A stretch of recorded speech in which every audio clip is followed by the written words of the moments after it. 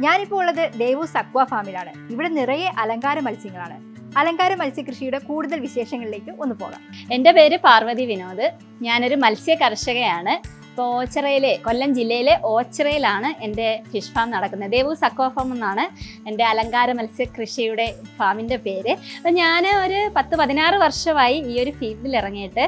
ഞാൻ ഈ ഒരു 16 വർഷം കൊണ്ട് ഒരു നല്ല രീതിയിൽ, ഞാനിപ്പോൾ നിൽക്കുന്ന ആ ഫാമിനകത്ത് നിന്നാണ് സംസാരിക്കുന്നത്.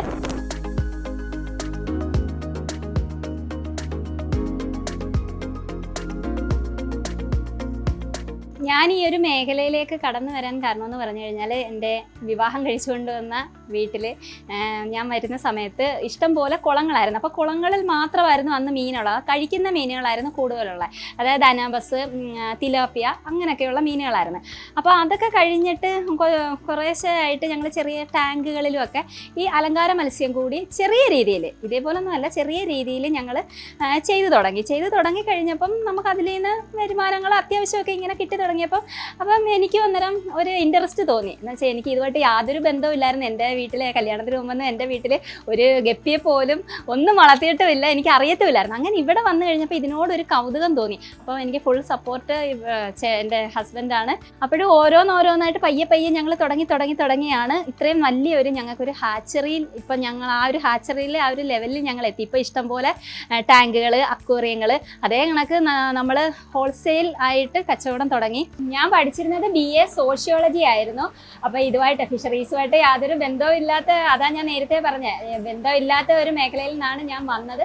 പക്ഷേ എന്നിരുന്നാലും ഇപ്പം എല്ലാ രീതിയിലും നമുക്ക് ഈ ഒരു ഫിഷറീസിൻ്റെതായിട്ടുള്ള എല്ലാ കാര്യങ്ങളിലും ഇപ്പം ഞാൻ നല്ലൊരു രീതിയിൽ തന്നെ മുന്നോട്ട് പോകുക. അതുപോലെ തന്നെ നമ്മളിവിടെ ഫിഷറീസ് സ്കൂളുകളിൽ നിന്നൊക്കെ BHSCയുടെ സ്റ്റുഡൻസ്, അതേ കണക്ക് ഇവിടെ കോളേജുകളിൽ നിന്നൊക്കെ ഫിഷറീസ് ഉള്ള കുട്ടികളും എല്ലാവരും നമുക്ക് എല്ലാ വർഷവും ഇവിടെ അവർക്ക് OJT എന്ന് പറയുന്ന ഒരു പ്രോഗ്രാം ഉണ്ട്. അതിന് ഒരാഴ്ച 1.5 ആഴ്ചയൊക്കെ. അപ്പോൾ അവരിവിടെ വന്നാണ്, നമ്മളെ ഫാമിൽ വന്നാണ് അത് ചെയ്യുന്നത്. അതേ കണക്ക് ഓരോ കുട്ടികൾക്ക്, കോളേജിലേക്ക് കുട്ടികൾക്ക് ഓരോ റിസർച്ചിനും കാര്യത്തിനും എല്ലാം ഇവിടെ തന്നെ വരുന്നത്. അതൊക്കെ എന്ന് വെച്ചാൽ നമുക്ക്, എന്നെ സംബന്ധിച്ച് അത് എനിക്ക് ഒരുപാട് അതൊരു അംഗീകാരം കൂടി കിട്ടുന്നതാണ്. എന്നു പറഞ്ഞാൽ എല്ലാവരും എന്നെ പഠിക്കാൻ പോകാതെ, അവളതുകൊണ്ട് ഒന്നിനും പോകാതെ ചുമ്മാതെ വീട്ടിൽ കയറി ഇരുന്ന് എന്ന് പറഞ്ഞ് ഞാൻ കുറേ ഇത് എല്ലാ ആൾക്കാരുടെയും നിന്നും കേട്ടോ. ഞാൻ ഇപ്പം കുട്ടികൾ വരുമ്പോൾ ടീച്ചറെ എന്നുള്ള വിളി, അതേ കണക്ക് തന്നെ ഇൻട്രാക്ഷൻ ക്ലാസ് എടുക്കാൻ വിളിക്കുന്നുണ്ട് VHSC സ്കൂളുകളിലൊക്കെ.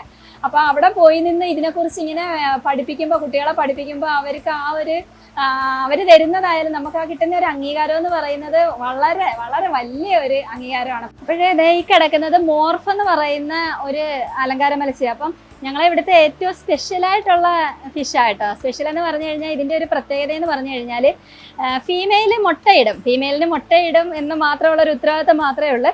മുട്ടയിട്ട് കഴിഞ്ഞിട്ട് അവരങ്ങ് പോകും. പക്ഷേ നമ്മളുടെ മെയിൽ ഫിഷ് പെട്ടെന്ന് തന്നെ ഈ മുട്ടയെല്ലാം അതിൻ്റെ വായ്ക്കകത്താക്കും. അപ്പം അച്ചമ്മീൻ്റെ വായ്ക്കകത്ത് ഇരുന്നാണ് ഈ മുട്ട വിരിഞ്ഞ് കുഞ്ഞുങ്ങളാവുന്നത്. അത് മാത്രമല്ല, ഈ കുഞ്ഞുങ്ങൾ ഇത് വെളിയിൽ പോകുന്ന എത്ര ദിവസം ഉണ്ടോ അത്രയും ദിവസം നമ്മളുടെ ഈ മെയിൽ ഫിഷ് ഫുഡൊന്നും കഴിക്കത്തില്ല. അപ്പോൾ ഫുഡൊന്നും കഴിക്കാതെ ഒരുപാട് കഷ്ടപ്പെട്ട് ത്യാഗം സഹിച്ചാണ് നമ്മളുടെ അച്ഛൻ മീനിൻ്റെ കുഞ്ഞുങ്ങളെ വായിന്ന് വെളിയിലിറക്കുന്നത്. അത് ഞാൻ നിങ്ങളെ കാണിച്ചു തരാം. ഇത്ര ദിവസം കഴിയുമ്പം ഇതിൻ്റെ വായിന്ന് തന്നെ ഇതിനെ പുറത്ത് വിടും. പക്ഷെ അതാകുമ്പോൾ കുറേ ദിവസങ്ങൾ എടുക്കും. അപ്പോൾ അത്രയും ദിവസവും ഈ മെയിൽ ഫിഷ് ഫുഡ് കഴിക്കാതെ ആണല്ലോ ഇരിക്കുന്നത്. അപ്പോൾ അതൊരു വല്ലാത്തൊരു അവസ്ഥയാവും, ക്ഷീണിച്ചാകെ. അപ്പോൾ അതുകൊണ്ടാണ് ഒരു പരുവം കുഞ്ഞുങ്ങളായി വളർന്നു കഴിയുമ്പോഴത്തേക്ക് ഞങ്ങളിങ്ങനെ അത് നോക്കിയിട്ട് ഞങ്ങൾ തന്നെ ഇതിനെ ഈ കുഞ്ഞുങ്ങളെ വെളിയിൽ ആക്കുന്നത്. അത് കഴിഞ്ഞതിന് ശേഷം എല്ലാത്തിനെയും ഒരു ടാങ്കിലങ്ങ് ആക്കും. നമ്മൾ പ്രധാനമായിട്ട് ചെയ്യുന്ന ഏതൊക്കെ മീനുകളുടെ കൃഷിയാണ്? അലങ്കാര മത്സ്യകൃഷിയിൽ ഏറ്റവും പ്രധാനമായിട്ട് നമ്മൾ ചെയ്യുന്നത് കോഴിക്കാർപ്പ് ചെയ്യും, ഏഞ്ചല്, അതേ കണക്ക് ബേറ്റ, അതായത് നമ്മളെ ഫൈറ്റർ ഫിഷ് ഉണ്ടല്ലോ. പിന്നെ ഗപ്പിയാണ് കോമൺ ആയിട്ട് എല്ലാവരും ചെയ്യുന്നത്. അപ്പോൾ ഗപ്പി തന്നെ ഞങ്ങൾ ഒരുപാട് വെറൈറ്റി ഗപ്പീസ് ചെയ്യുന്നുണ്ട്. അത് പിന്നെ ചെയ്യുന്നതെന്ന് പറഞ്ഞാൽ, ഇപ്പം നമ്മൾ ചെയ്യുന്നതെന്ന് പറഞ്ഞാൽ സിക്കിൾഡ്, ഇതിൻ്റെ മോർഫ് ഐറ്റംസ് ആണ് ഒരുപാട് ചെയ്തുകൊണ്ടിരിക്കുന്നത്. അത് തന്നെ പല വെറൈറ്റിയിലുള്ള സിക്കിൾഡ് ഫാമിലിയിൽപ്പെട്ട ഫിഷിനെ നമ്മളിങ്ങനെ നോക്കി ഓരോന്നായിട്ട് ഒരു ട്രെൻഡ് ഉണ്ട് ഷോപ്പുകൾ. ഇവിടെ കൂടുതലും പുറത്തെ ഷോപ്പുകൾ, അക്വേറിയം ഷോപ്പുകളിൽ നിന്ന് വന്നാണ് അവർ എടുക്കുന്നത്. അപ്പം അവർ നമുക്കൊരു ഇത് തരും, ഇപ്പം ഏതാണ് വിറ്റ് പോകുന്നത്, അപ്പം നമ്മൾ വെറുതെ അത് ട്രെൻഡ് അല്ലാത്തൊരു മീൻ നമ്മൾ ചിലപ്പം ചെയ്തിട്ട് കഴിഞ്ഞാൽ അതിവിടെ കിടക്കത്തതേ ഉള്ളൂ. ചിലപ്പോൾ കടക്കാരെടുക്കത്തില്ല, അവർക്കും വിറ്റ് പോകുന്നത്. അപ്പോൾ അവർ പറയും ഇന്നതാണ് ഇപ്പം മാർക്കറ്റ് ഇതിനകത്തുള്ളത്. അപ്പോൾ അതിനനുസരിച്ച് ഞങ്ങളിങ്ങനെ മാറ്റും. മീൻ കൃഷി നടത്തിയതിന്റെ പേരിൽ എന്തെങ്കിലും അധിക്ഷേപങ്ങൾ കേട്ടിട്ടുണ്ടോ? തീർച്ചയായിട്ടും. ഇതിനകത്തോട്ടൊക്കെ ഇങ്ങനെ വന്നു കഴിഞ്ഞപ്പോൾ തന്നെ ചുമ്മാതായാലും എന്നെ ഇങ്ങനെ കളിയാക്കും. ഞാൻ ചെല്ലുമ്പോൾ അതേ മീൻകാരി പോന്ന്, മീൻകാരി താണ്ട വന്ന് എന്നും പറഞ്ഞുകൊണ്ട് ആദ്യമൊക്കെ എനിക്ക് ഒരു വിഷമമായിരുന്നു.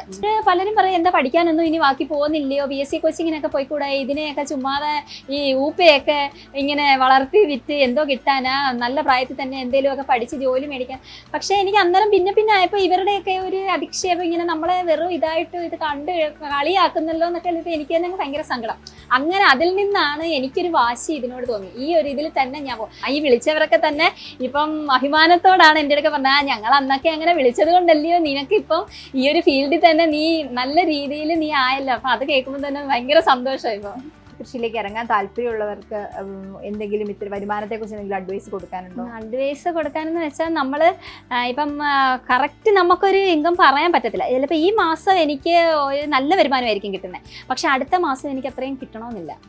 അപ്പം എനിക്ക് പറയാനുള്ളതെന്ന് വെച്ച് കഴിഞ്ഞാൽ എല്ലാവരും ഈ അലങ്കാര മത്സ്യം എന്ന് പറയുമ്പോൾ പെട്ടെന്ന് ഇതിനകത്തുനിന്ന് ലക്ഷങ്ങൾ സമ്പാദിക്കാമെന്നും പറഞ്ഞ് പലരും ഇറങ്ങിയിട്ട് അവസാനം അത് പകുതി വഴിക്ക് നിർത്തി പോകേണ്ടി വന്ന ഒരുപാട് പേരെ നമുക്കറിയാം. അപ്പോൾ ഇതിനാദ്യം വേണ്ടതെന്ന് പറഞ്ഞാൽ ക്ഷമ എന്ന് പറയുന്ന ഒരു സംഭവമാണ് ആദ്യം വേണ്ടത്. നമുക്ക് പെട്ടെന്ന് പറ്റത്തില്ല, കുറേശ്ശെ. അതേ കണക്ക് തന്നെ ഇതിനകത്തോട്ട് ഇറങ്ങുന്നവരോട് എനിക്ക് പറയാനുള്ളത്, ബൾക്കായിട്ടൊന്നും ആദ്യം അങ്ങ് ചെയ്യരുത്, ചെയ്യാതെ കുറേശ്ശെ നമ്മളിട്ട് അതിനകത്തുനിന്ന് കിട്ടുന്ന വരുമാനത്തിൽ ബാക്കി നമ്മൾ തുടങ്ങി കഴിയുമ്പോൾ തീർച്ചയായിട്ടും, പ്രത്യേകിച്ച് സ്ത്രീകൾക്ക്, എനിക്ക് അത് സ്ത്രീകളോടാണ് പറയാനുള്ളത്, സ്ത്രീകൾക്ക് നല്ല രീതിയിൽ ഈ ഒരു അലങ്കാര മത്സ്യ കൃഷിയിൽ നിന്ന് നമുക്ക് നല്ലൊരു ലാഭം ഉണ്ടാക്കാൻ പറ്റും. ഈ ബിസിനസ്സിലേക്ക് ഇറങ്ങാൻ താല്പര്യമുള്ള, സ്വന്തമായിട്ട് എന്തെങ്കിലും ചെയ്യാൻ ആഗ്രഹിക്കുന്നവരോട് എന്താ പറയാനുള്ളത്?